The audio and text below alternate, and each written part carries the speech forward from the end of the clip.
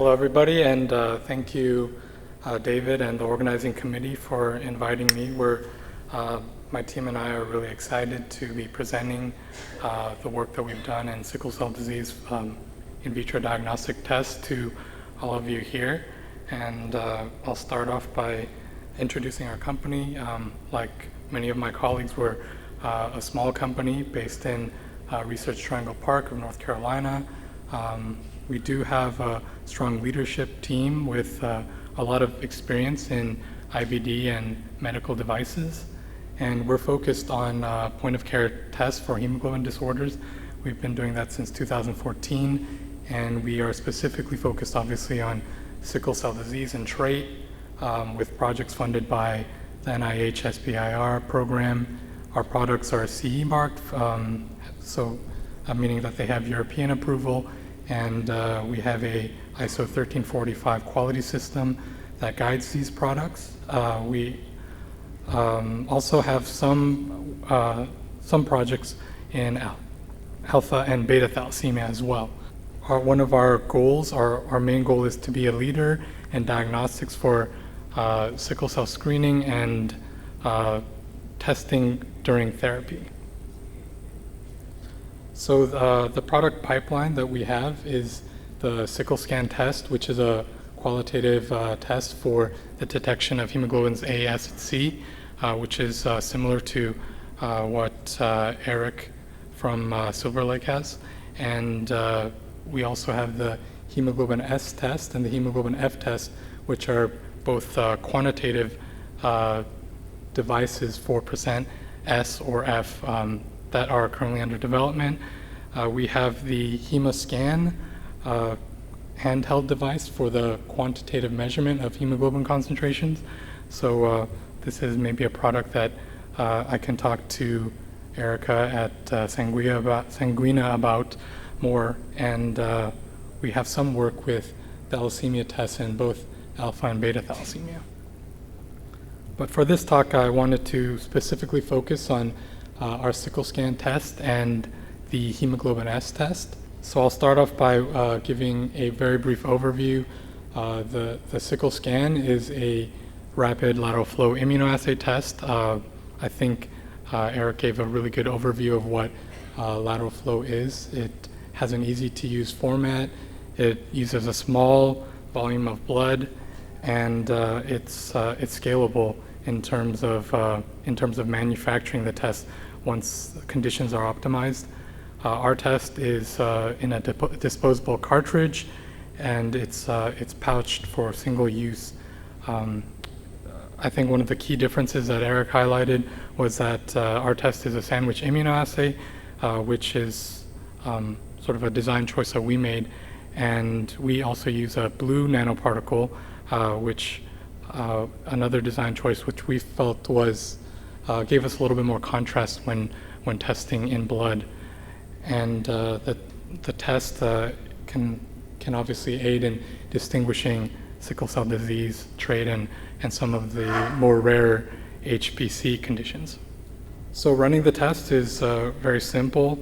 The test kit consists of 3 components: the cartridge, the pretreatment module that's filled with lysis buffer, and a 5 microliter capillary sampler.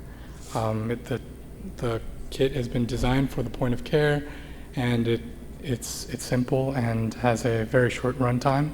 To run the test, you can take a venipuncture EDTA sample or go fingerstick. We also have some work that has been done in dried blood spots by Russell Ware, and you can refer to that in McCann et al. In the American Journal of Hematology 2015, or some work done by Babette Wexler out of Cornell. But at this time, Biomedomics doesn't have a sort of official company-supported protocol for dried blood spots yet. So you can take the sample, add it to the pretreatment module, to the lysis buffer, give 5 inversions to mix the blood and lyso RBCs, apply it to the cartridge, and read the test in 5 minutes.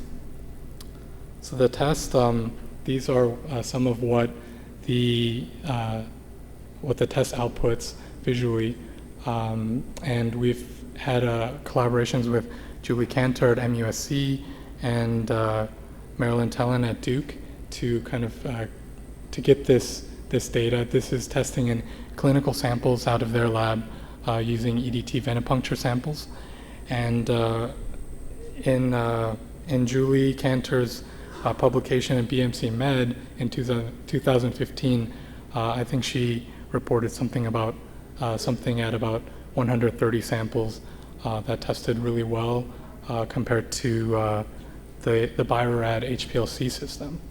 So that first performance, that first testing at her lab set the initial performance specifications for our test.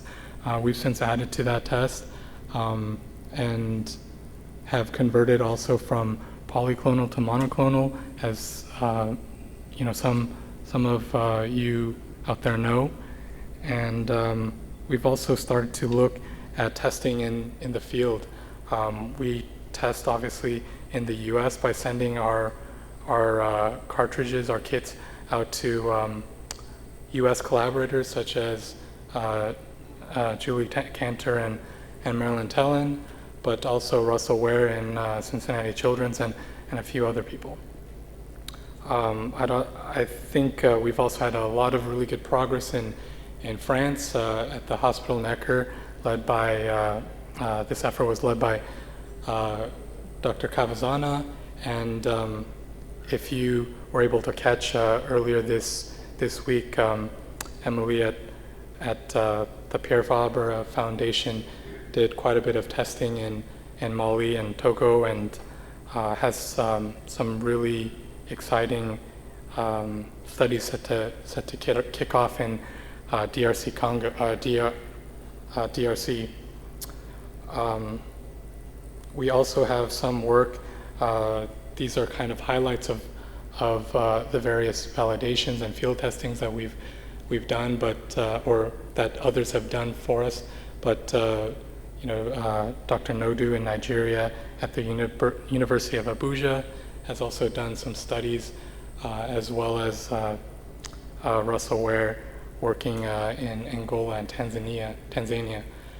We are also working with AMPATH in Kenya, and they have some really nice studies underway testing at some clinics that they've set up. What's not what I didn't include in this map was some work done in India that was set up by a friend, John Walters, who connected us with Dr. Mukherjee, and we have some. He's been able to test our kit and see how it performs in India.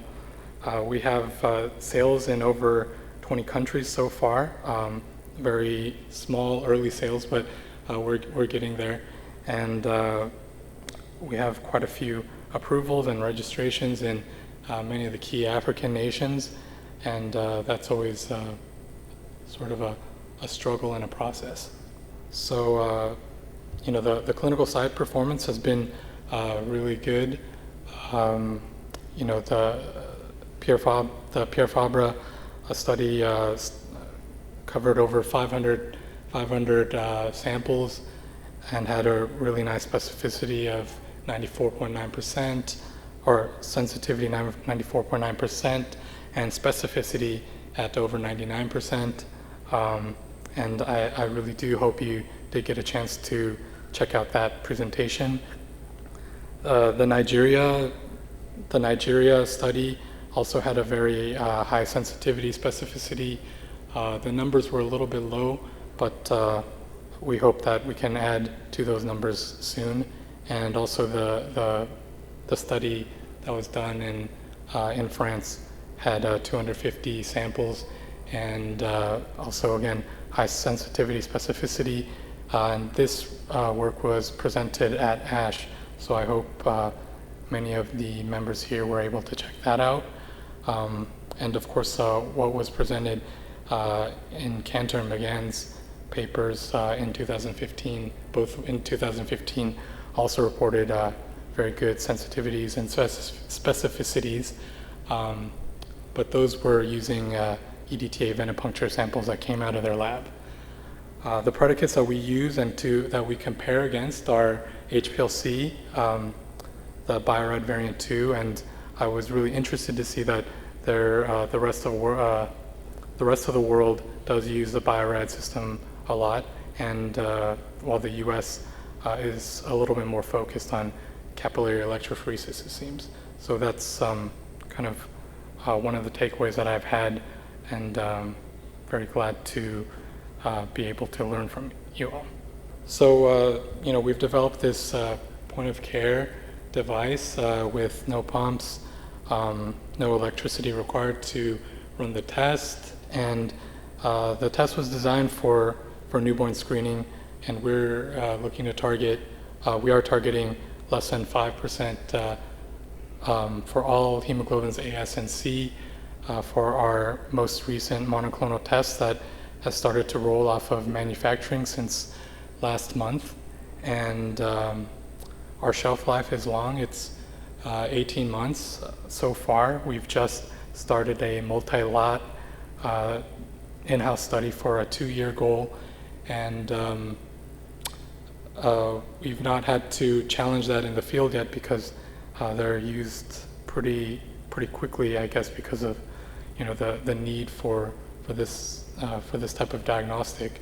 And the sickle scan has also been stress tested at elevated temperatures, high humidity, low pressure, and we've also tried a bunch of different travel and shipping tests to give it the stress of what it's like on an airplane or in the back of a truck. Our product utilizes an ISO 1345 quality system, and that uses mill standard quality controls. So we also have an external control available. This is a 2-level control that's blood-based, and this is something that we have available to help train new users and operators, and as well as verify new lots when you receive a new product, and also aid in laboratory quality control for CLIA compliancy, which I know is not, which is a standard that's used mostly in the US, but I think everyone can agree that laboratory quality control is very important. So at this point, I'd like to change gears a little bit because we have done some work in trying to develop tests for guiding therapy in sickle cell disease, and I don't want to go too in depth in terms of transfusion because there is a parallel session going on transfusion, but just to highlight, blood transfusion is a treatment for sickle cell disease patients in which regular transfusion can limit stroke and other complications. There's obviously simple and exchange transfusions in order to increase hemoglobin concentrations to improve the oxygen carrying capacity of the RBCs, dilute hemoglobin S to decrease the blood viscosity, increase tissue oxygenation to suppress sickle red blood cell production. So we saw that there was an opportunity potentially for improving the workflow of transfusion therapy testing using pieces of our technology. Blood units are often administered to patients. Perhaps I think the audience would know better, but for example, on a monthly basis for some patients, and often because of the time it takes to get results from the different hemoglobin fractionation methods, the clinician is working with less than up-to-date results. And we wanted to try to solve this problem and offer a solution by taking central lab solutions such as the Biorad or the Sebia system and put it in a point-of-care package like our device here, which is small and can be desktop and put near the patient while they're receiving the transfusion, in order to allow the clinician to get up-to-date results while the patient is visiting. And this, of course, can help by optimizing the transfusion in terms of reducing the potential complications of excessive transfusion, but also insufficient transfusion, and optimizing by reducing the number of patient visits. So the hemoglobin S quantitative test, we haven't come up with a good name yet, is to help in transfusion therapy for sickle cell patients before, during, and after transfusion.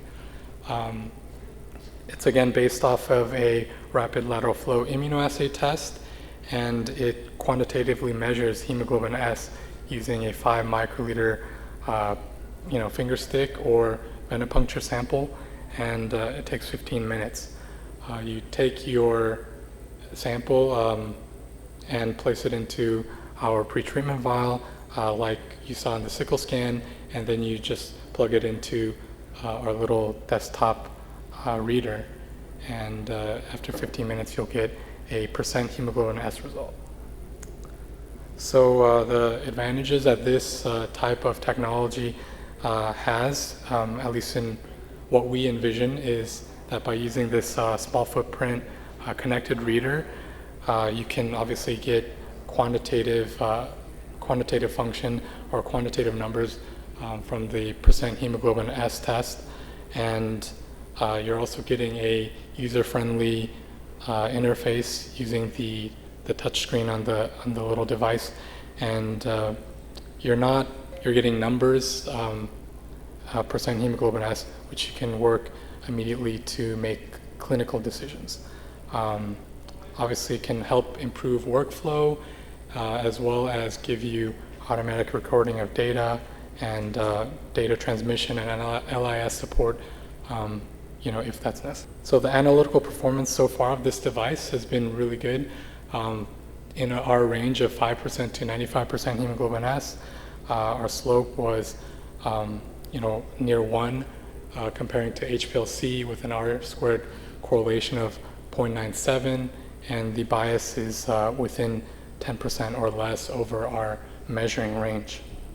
So the future work that we have to do here is we'd like to start beta testing in a clinical setting with transfusion patients before, during, and after, and comparing it to predicate devices, both performance and turnaround time.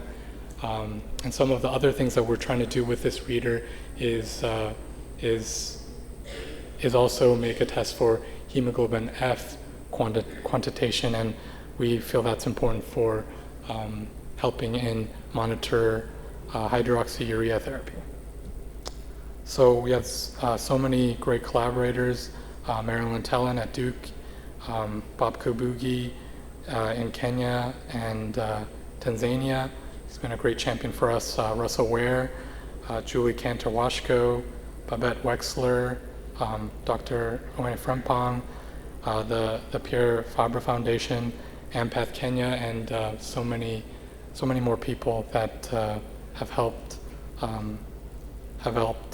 test and validate the sickle scan and hopefully this quantitative test. I wanted to thank, obviously our funding, the NIH SBIR, the NC Biotech grant, and our investors who could choose to invest in a lot of things, but they chose to invest in a sickle cell diagnostic company. And if you have any questions, general, you can send to our info email. I'm the technical lead at the company, so you can send me technical questions, and we also have a sales contact as well. Thank you.